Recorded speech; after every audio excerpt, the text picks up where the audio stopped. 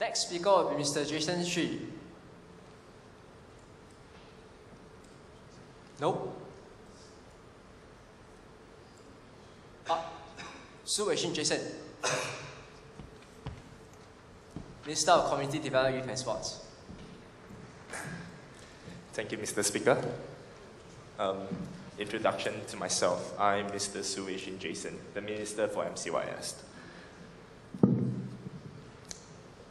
In this current supply bill, we're looking at improving the social net of Singapore, not just by merely pumping in more money, but by systematically going through what is needed in the entire social net in which we are trying to build for Singapore. Singapore have come a long way since, from the third world, we built our economy to the first world in less than 2 generations. Inevitably, through all the economic growth, there will be people who fall behind all this, not by their fault, but because simply they can't catch up. It is with the intention of helping these people in our mind that we are going to introduce SOAR Singapore. SOAR Singapore is a major project in the MCYS for this current financial year and beyond. It stands for Social Organisation Assistance for Singapore, and it will be brought under the MCYS. What this organization will do is basically to provide assistance, guidance to the many VWOs and self-help groups in which we are seeing developed in Singapore. At current, there are a lot of VWOs and self-help groups being created, established by passionate Singaporeans, but a lot of them don't last. Reason being, they don't have the proper guidance, don't have the financial prudence and ability to manage their organizations to be sustainable. So under SOAR Singapore, we seek to have experts serving the board, helping out these organizations, improving the efficiency, the management of this organization, such that they can contribute in whatever way in which they have identified in the society. Also, SOAR Singapore seek to lessen the burden of ComCare at current, which is kind of understaffed, because they are also helping out in dispersing the funds to subsidize social enterprises. So we want SOAR Singapore to be the organization that will disperse the fund for social enterprises, and this organization will spend time, full time, doing that. It is our hope that with this 50 million, this seed funding of 50 million, we can set up an organization that can support social enterprises in Singapore, that can help VWOs and self-help groups better manage their resources and become more efficient. And this will further improve the social net in which we are built in Singapore. The opposition may ask, why don't we add more money? Why don't we give more money to those who need help? The issue is not about money. We run surpluses sometimes. And what does that show? There's enough financial resources. Then what is happening? Why are there people still falling behind the rest of the society? It's the way in which we help. The government don't assume, and we cannot assume that we can help everyone in the best way we can through a central organization. Hence, we need a many helping hands approach. We have been the government approach since day one. We need all sorts of organizations from the society to come forward to help. But many of these organizations do not have the skills and expertise to run themselves sustainably. And here, the government will provide assistance. And it is through SOAR Singapore that we hope this final puzzle in our social safety net can be put in place, and Singapore can therefore progress. Thank you. Thank you, Minister of MCYS. 2 points of clarification. Are there any members? Leader Opposition. Thank you, Mr. Speaker. What I would like to inquire is that why does the government want to increase the funding to self-help groups to $9 million? We should respect our Constitution and our pledge, which states, and I quote, "One united people, regardless of race, language and religion." This policy is clearly not in line with our Constitution. What the opposition proposes is that those who are in need of bursaries to fund their further education approach the appropriate self-help groups, and these requests will be referred to MCYS, which will eventually disperse the money, and not the self-help groups doing it themselves. Bursary dispensation should be race neutral and distributed to the poor but deserving. This proposal evidently removes racial connotations from the distribution of bursaries. Besides, since the individual racial communities, such as the Chinese community, provides self-help groups in funding, this policy ensures that everyone has an equal access to bursaries. Thank you.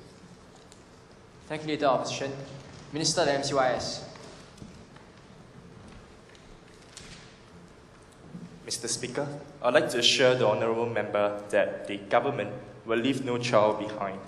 If a child needs money for education, we will definitely find ways and means to provide for it, be it through direct disbursement from the government or from various VWOs and SHG self-help groups that we have in the society. It doesn't matter, as long as you get the job done. As it is, my ministry have shown that there are a lot of VWOs, self-help groups, even religious organizations coming forward, organizing themselves to help needy students. For example, the Taoist Federation 2 weeks ago just had a bursary presentation award in which they presented a lot of bursaries to people from all walks of life, from various religious groups. These are the kind of effort in which the government wants to see, and it is good. It is a representation that the government has succeeded in building a harmonious society where everybody can step forward to help each other, to help those in need. So I don't see the need of centralizing all this help disbursement.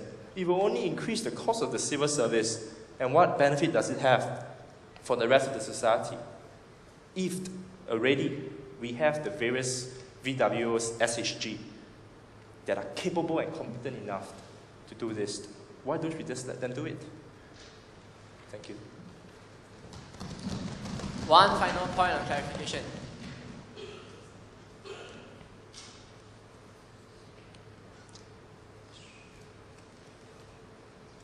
Shadow Minister of Education.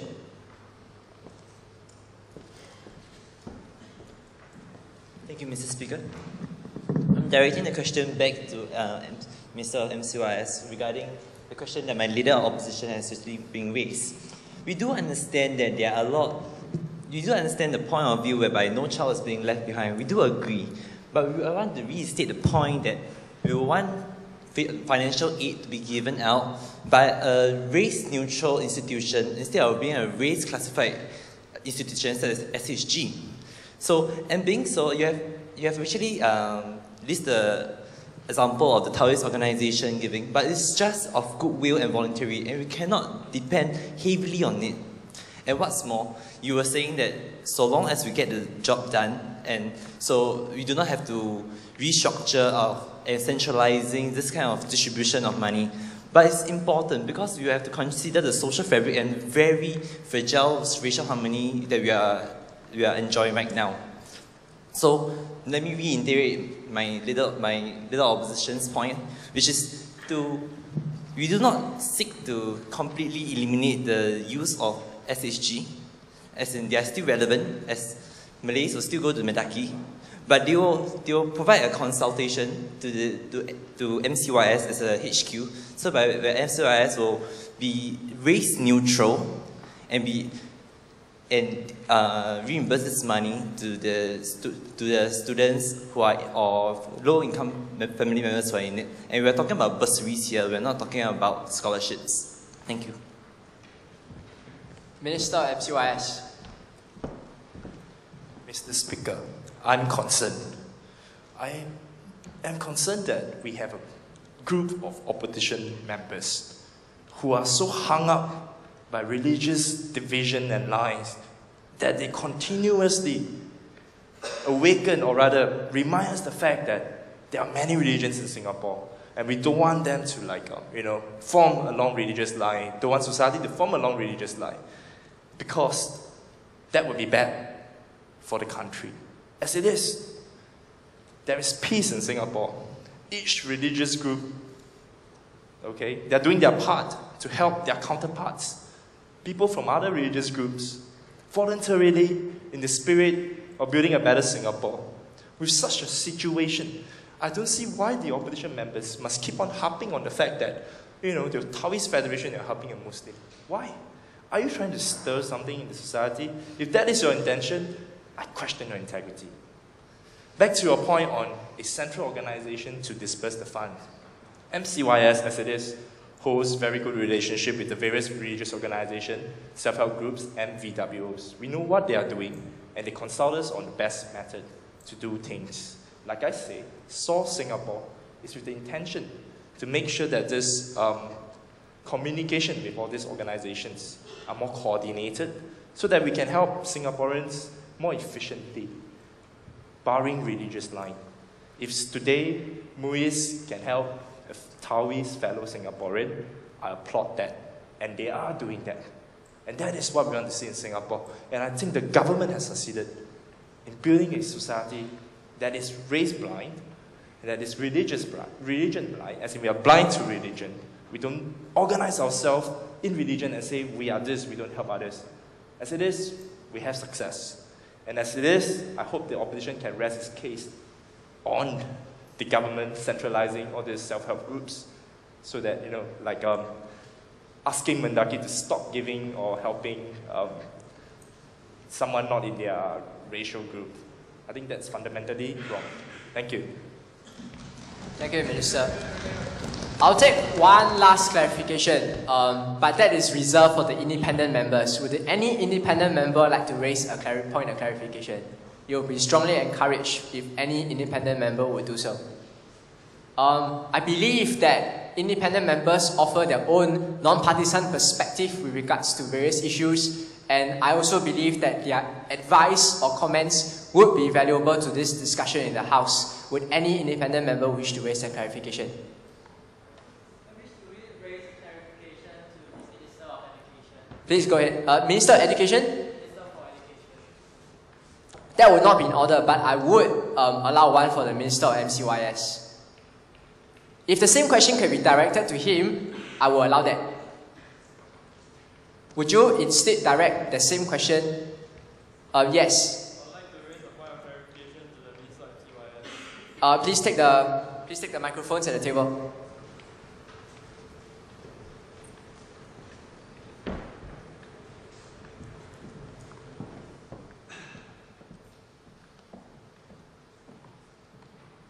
Okay, the Minister of MCYS has raised the point that just because people of different religious groups, different racial groups, and different self-help groups should help one and different other, should help different people of different race, different religions because they are all one Singapore and they should be like religion blind, race blind. But unfortunately, right, although this would be perfect in an ideal world, this is impossible because of the different proportions of people and the different customs and beliefs they share in different racial and religious groups. So I would like to say that although it would be nice if Mendaki, SINDA, and CDAC can help different racial groups, but unfortunately, right, Mendaki and SINDA as well as CDAC are all committed only to their own respective racial groups because of the comfortability of because it's more convenient for people from those races to come and visit them because they themselves are of the same race, so they can relate to what so they can relate to them and be able to respond to their wishes. So unfortunately, right, although what the Minister of MCYS has said is extremely good and reasonable, it is just not possible in an ideal reality. Yes, thank you. Minister of MCYS.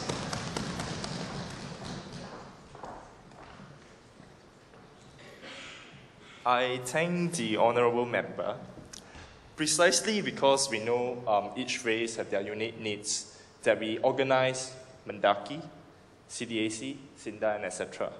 They'll be better able to help their race according to their specific needs. That's why they exist. Because ideally, we don't want them to, we don't want to divide Singapore along this sort of lines. But precisely because they're special needs, that's why they exist. The member caught me in the wrong context. what I was referring to when I say other religious organization helping other groups, I'm not actually referring to like Mendaki helping other religions, racial groups, because this is not their mandate. They have their own racial groups to do that. If indeed I did say that, it's just a slip of tongue. So, in reality, what we are seeing is Mendaki, SINDA, CDAC, helping their each racial group, and they're doing it effectively. Yeah. But at the same time, we're not over-harping on the fact that they are of different religions, or rather different races. Hence, it will cause social problems because of that, because that will not happen. Yeah. As it is, the member brought out a good point. Yep, and in reality, this is not happening, like he said, yes. But, so this is my point. Thank you. Thank you, Minister of NCYS. The next speaker would be... He only gave me his initials. I believe it is Mr. Tan Wen-Jen, Minister of State for Ministry of Finance.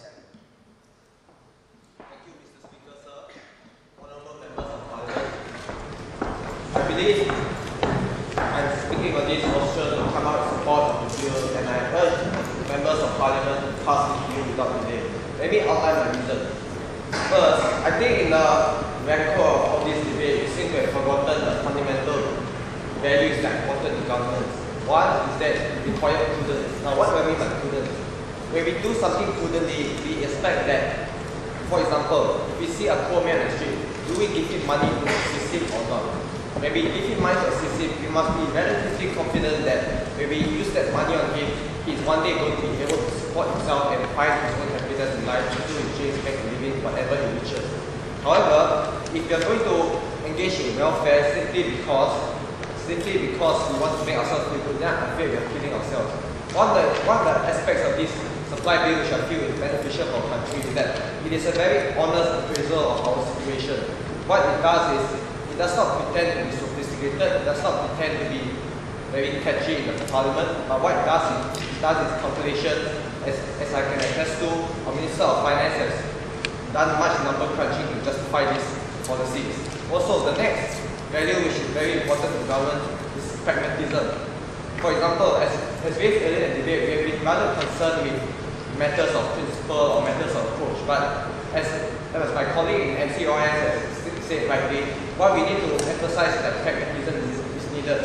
If we're going to use austerity today or welfare tomorrow, we should be perfectly willing to do either of them as and when the situation demands it. As I see it now, this supply bill is effective because it is pragmatic and because it's prudent. Are there any points of clarification on the Minister of State?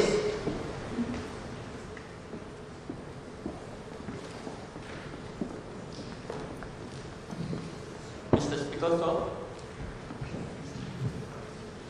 First of all, I have queries for the Minister of State for Finance. You seem to be using welfare as a red herring to kill off any welfare move proposed by we, the opposition members. Let me assure you, sir, that we, in the opposition bench, are just as prudent and